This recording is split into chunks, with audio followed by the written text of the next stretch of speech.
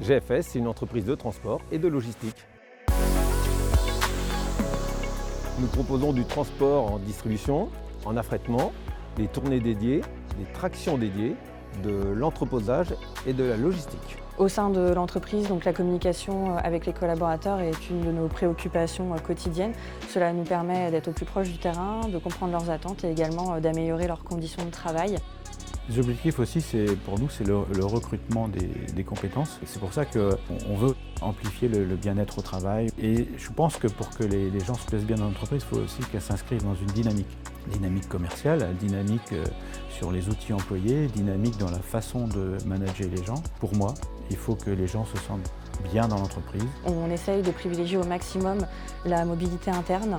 Donc ça s'articule par des passerelles métiers et des formations. On a par exemple accompagné plusieurs agents de quai sur des métiers de conducteur, poids lourd et à terme super lourd. Chez GFS, nous avons 4 valeurs. La première, c'est la sécurité. On vient au travail pas pour se blesser. La deuxième, c'est l'agilité.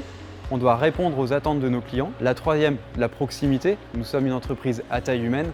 Et enfin, nous avons tous le sens du service. GFS, c'est 220 véhicules, dont 170 porteurs, 50 tracteurs, 150 semis, pour un nombre de conducteurs de plus de 200. Le type de véhicule dépend principalement de l'adaptation aux zones géographiques et à la typologie de fret chez nos clients. Les clients du groupe GFS sont les grandes entreprises françaises, également les PME et l'industrie automobile. À l'échelle de l'agence de Nantes viennent s'ajouter les négociants du vignoble nantais. Nos atouts sont l'implication des équipes GFS dans la satisfaction du client.